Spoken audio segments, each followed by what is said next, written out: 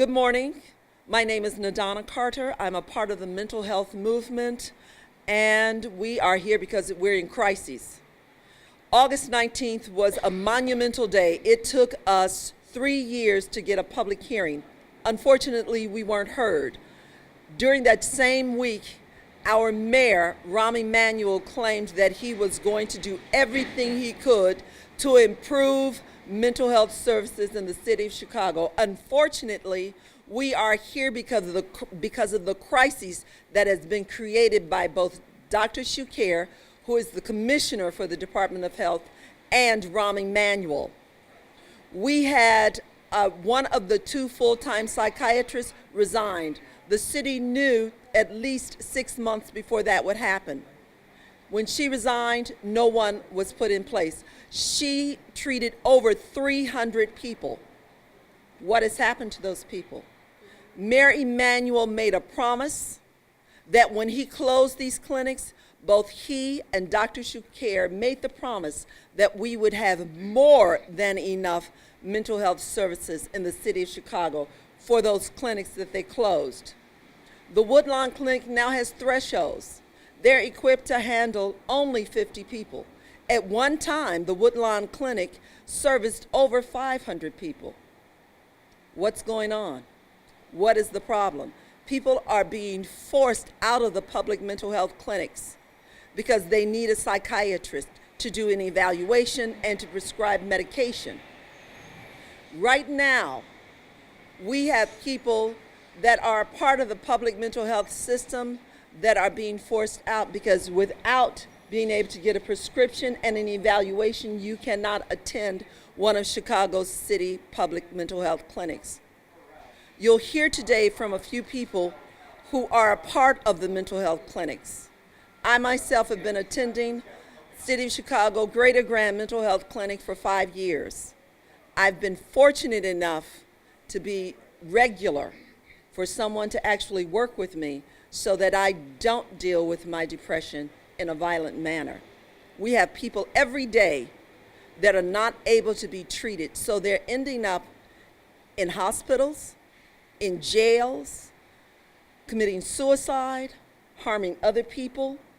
The promise that the mayor made, the promise that Dr. Shukayr, commissioner for the Department of Health, made was that we would have service. We need to have Dr. Santos' replacement immediately. We are losing patients every day. We cannot let this service close. The first person you'll hear from today is Calvin McLeod. It's Badana Reingold. Badana Reingold is on the board of the Community Mental Health Clinic. Badana? Yes, I'm Badana Reingold. I'm on the board of the Greater Grand Center here and also on the downtown board, which is supposed to represent all of the centers with the Department of Public Health. We've had trouble getting proper information about just what the coverage is that the department is providing. We were told that there would be temporary psychiatrists coming on board to help fill the gap created when Dr. Santos retired at the end of June. So far, we don't have accurate information. We believe that they may have given 15 hours to cover, and we're supposed to get a person at North River come in October, but that person pulled out, so there is no one available to replace the 4 days that she was there. At the present time, there are no psychiatrists at North River, and there is only one psychiatrist here at Greater Grand 1 day a week who can only see, I think, maybe 40 patients. It leaves no coverage for anybody walking in the door. It leaves no coverage for people being discharged from Madden Mental Health without insurance. None of the private agencies will see a patient who has no active insurance.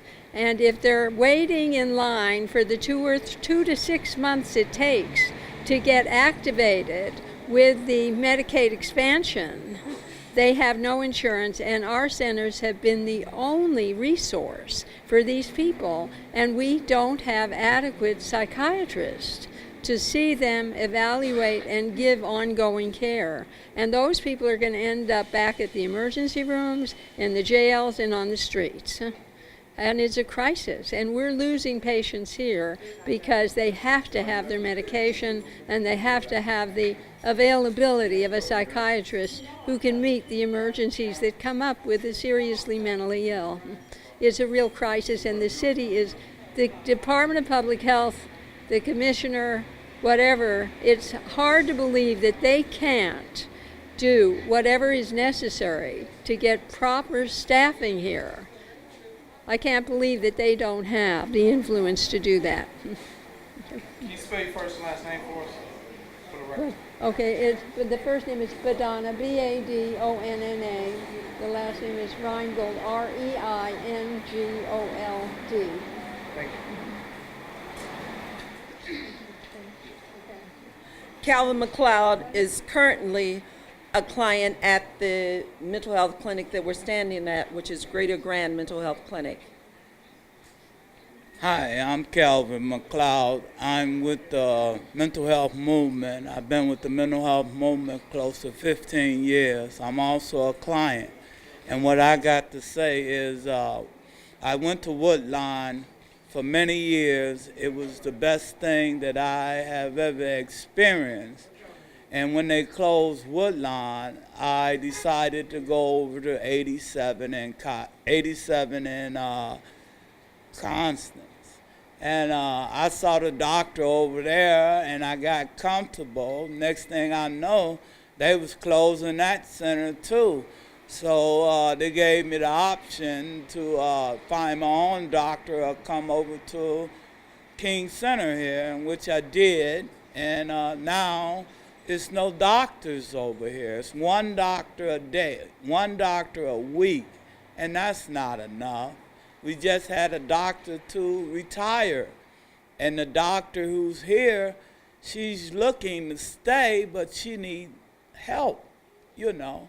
And they're not hiring psychiatrists. We need at least 3 psychiatrists, you know, and that's all I got to say.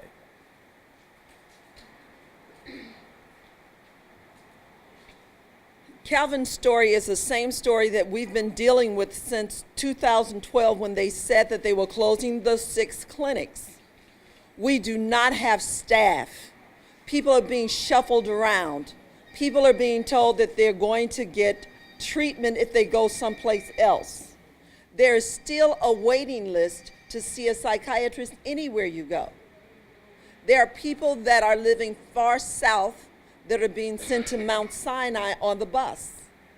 You can see a psychiatrist, but it's still going to take you 6 to 8 months to see a therapist. This is not working. The city of Chicago is not broke. The city of Chicago can build $15 million parks for dead people. We have live people that have something to contribute to this city, that are willing to contribute if they are allowed to recover. We are in an emergency position. We're in the same position we were in 2012 when the city said they were going to close the clinics. The next person you're going to hear from is Andrew Burrell. He too has been a part of the mental health movement and has been a client at the public mental health clinics.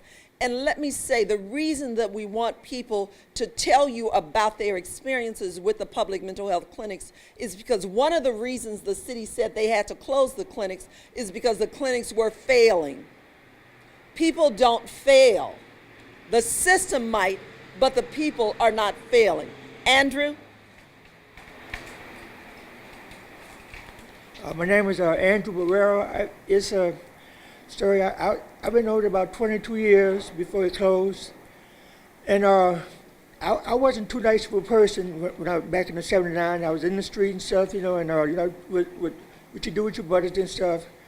You know, I was a member of that kind of stuff. But I went to Woodlawn in 1979 and 1980, one of them. And it was very powerful at that time. It was a powerful situation that they had no other center like that in the city of Chicago or anywhere else. This was a type of center that you would have to look up to. And the reason why I say I'm sort of an independent, the therapists that I had, everyone they told me what I need to know. They didn't push around the bush. I asked them a question, it was that. And I learned from that. I don't have no therapist now, but what I have learned since I've been there with seeing the doctor and seeing other people and seeing my friends, I almost know what to do. The only thing, I just got my medication changed because my medication needed to change. I was feeling odd, And I went to my doctor, Dr. Smith. I told her, I said that I'm feeling kind of bad. I'm feeling itchy and I don't know what it is. And she said, we try this medication. And so far, I haven't got no headaches from it. I haven't got no side effects from it. And the woman is just good. When you talk to people, so they'll listen. And what we're trying to do is talk to you and help out and help us regain our image. Like, how can you pull down Washington and not pull down Chicago? I mean, this was a magnificent place. Everybody all over was talking about Woodlawn, talking about the things we had done, our commission, things we had in our room. We had meetings that we adopted, that they let adopted our own meeting. The meeting was for us, and that's what we do it. We took over the meeting because it was our meeting, and we was doing very good till it closed up. And so, like I said, we have a different view, but we all had the same views. Some of us carry their troubles different ways, and I carry mine in a different way. But I'm proud to be with Woodlawn, and I hope one day we'll have the same, some type of message to get through to people that's struggling like some of my friends are, and even struggling like me, because I struggle hard with me. But, some people can hide that. And some things, my eyes tell, I tell, but I don't say I'm a mother. And thank you.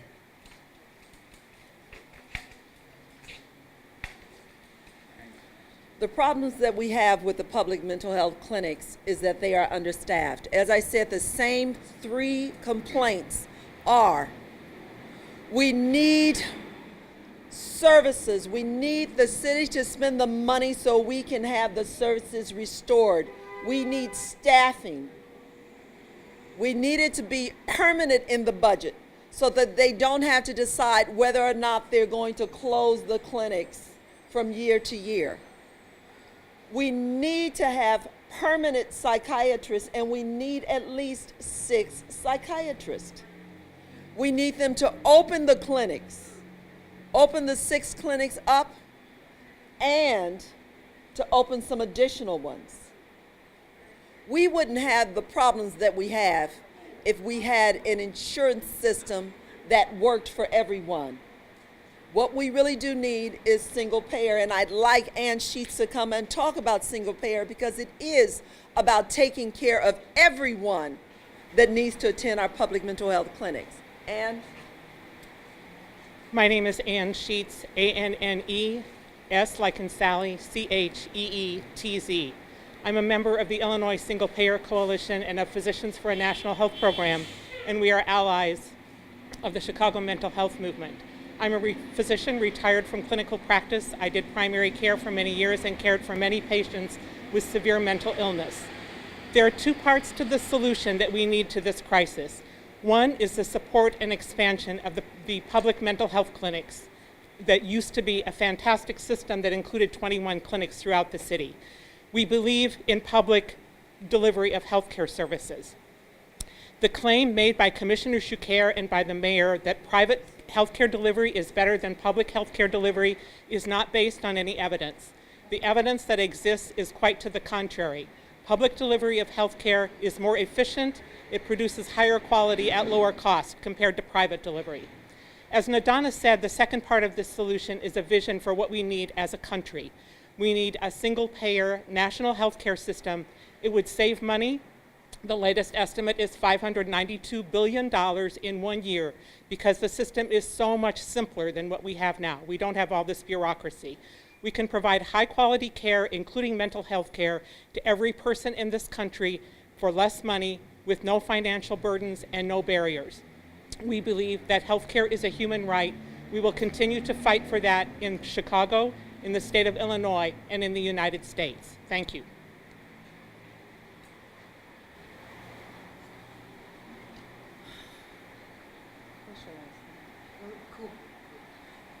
We have one last consumer that wants to say something because the public mental health clinics have meant so much to so many people. This is just a fraction, and it's a fraction of people because we want folks to know this is an emergency. We weren't able to organize and bring as many people as we could because we didn't have the time. We are talking about an emergency of over 300 people that we don't know how they're going to be treated because the city has allowed Dr. Santos to retire without replacing her. Percy Cooper will be our last person to speak. Thank you. My name is Percy Cooper. I won't give you my address, but I will say this, that I would use a bullhorn, but it brings down my mental capacity to think. You know what I'm saying? You seem to be the one that's running the show. I would like to ask you, does anything mental has to do with medical? We're talking about the clinics only. Only the clinic. Experience with the clinics. Mhm. Okay? So, if you don't want to talk about the experience with the clinics, then Well, I had a revelation that I wanted to show the cameras some things that was happening to me personally, and if the cameras take a shot of it, maybe they can convey this on TV or wherever you tend to get in a room and look at those pictures. how long have you been going to the public mental health clinics? I've been going there for 35 years. Are I've you been treated at this clinic now? I go to this clinic right here, this Where's your location, psychiatrist? Dr. Santos Dr. Santos. is my psychiatrist. Dr. Santos has now left. Percy does not have a psychiatrist. What is Percy supposed to do? Where is he supposed to go? He now has to find some place to go.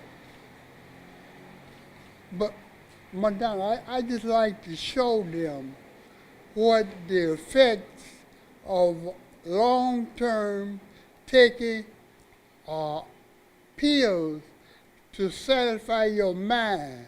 And if you all would take pictures of what I'm going to show you, then it would have some type of effect on the people that watch it and as you all also.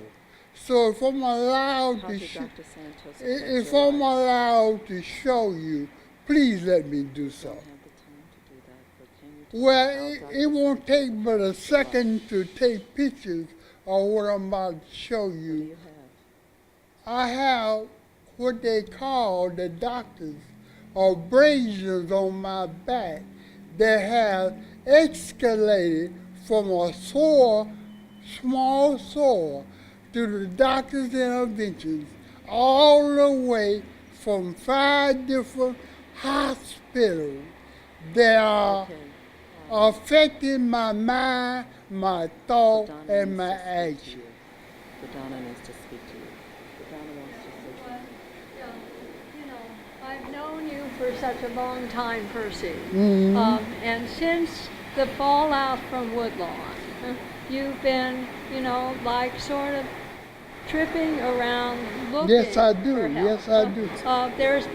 There's been the fallout Uh-huh. from the inconsistent care that resulted from the shutdown of the centers. Uh-huh. Percy is surviving, but with trouble. And I think that's clear. And he's saying that he's, feeling that he has paid a price for his illness, but that he's prepared to go on, but you still don't have a plan. Yeah, I don't have a plan. And But he the- was a long-term patient at Woodlawn and developed the relationships with the board and with fellow patients that are still here. And I think that has helped to keep you maintained despite the discontinuation of the treatment that he had been getting. I thank you all for being here. Percy is a fine example of how important it is to be able to have someone that is calming. What Percy received from the public mental health clinics, he would never have gotten in a private provider. Our public mental health clinics have long-term relationships. That's why for 35 years, Percy has been going to the public mental health clinics. The private providers do not take the time. They do not have the social relationships. It is not important. It's about money. That's why we need the mayor and Dr. Shukair to keep their word, stop lying, make sure that Dr. Santos is replaced so that Percy will have a psychiatrist to talk to relate, and to help him, so that we will have more therapists, that we will regain all of the services that were stolen from us when they closed the 6 mental health clinics. And in closing, we need to make sure that everyone is kept safe. And it is the mayor's obligation to all citizens in the city of Chicago to make sure that we are all provided mental health services. And the best place to get it is at the public mental health clinics. Thank you. Any questions? Yes. So we're going into the Chicago election season pretty soon. What do you want to hear from alderman candidates and mayoral candidates about this issue? What do you think the stance is that candidates and politicians should be taking to protect our most vulnerable? All candidates across the board need to take the position and not just say it, but actually have a budget plan for it, how money is going to be provided for these mental health services, the public mental health services. They need to have a plan. They need to create a budget that is inclusive of what their constituents need. Additionally, they need to join the insurances.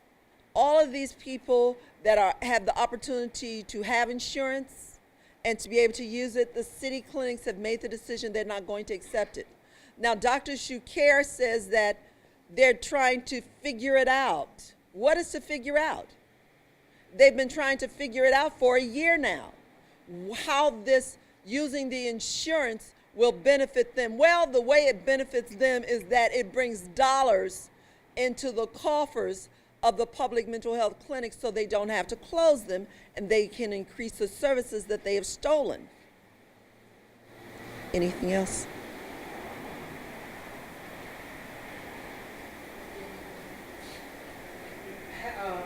Has the Affordable Care Act on a national level been able to the so-called Obamacare, has it been able to help at all with getting services provided? You said these private organizations like Threshold and stuff like that.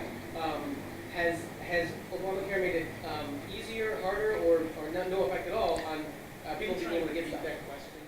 Okay. Your question is has Obamacare affected the ability for the public and private mental health clinics to service the population? I believe that Obamacare or the Affordable Care Act could be very useful if the insurances were accepted at the public mental health clinics. But the city has decided that they would not accept the expanded insurance benefits. So as long as they refuse to accept it, then the city will always put the health care in deficit for the people that need mental health care. And understand, many times when people are dealing with mental health, they oftentimes have a physical diagnosis also. And if you have something wrong in your head and your body is acting badly, you oftentimes don't recover, period. Because one affects the other. Can I add something? Absolutely. I think that, there are two parts to this. The clinics should definitely accept the insurance that exists now. That includes county care. In the long term, again, we need something much less complicated. The Affordable Care Act is way too complicated. We shouldn't even have to go out and think about contracts with all these different insurance companies. We want a system in which every person has insurance for everything that they need. They don't have to pay anything at the point of service. It's all financed by taxes, by far the simplest and less bureaucratic system. And then you have complete choice of providers. You can go wherever you want. You can go near your home. You can go near the place that you work. You can go a place somebody has recommended to you. The system that we have now, while it has increased coverage for many people, is also just way too complicated. We need something else. We need single-payer national health insurance. And clarify that for me. Did the city of Chicago mental health clinics not accept county care? The main Medicare available? That is correct. That is correct. No, they don't. Go ahead, Madonna. Yeah, can I add to that? The city position has been that the city will provide care to the uninsured. That was the projected plan. In the meantime, they have not agreed to be a contract referral source to any of the Medicaid expansion patients. And that's like 500,000 in the state. I mean, it's a huge number of people that are now having access to care once they get the system in place. Everybody expects it to take anywhere from 3 to 5 years before we have enough resources and, before it builds to the demand that grows out of the availability of care, of access to care. In the meantime, we don't have coverage, especially on the south side of Chicago. It's always been short. And we don't have it. It's chaotic because it isn't in place yet. And the city's refusal to be a player in that just shuts out that huge population that now could use the services.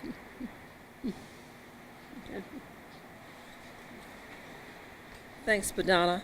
Are there any other questions? Thank you so much for coming.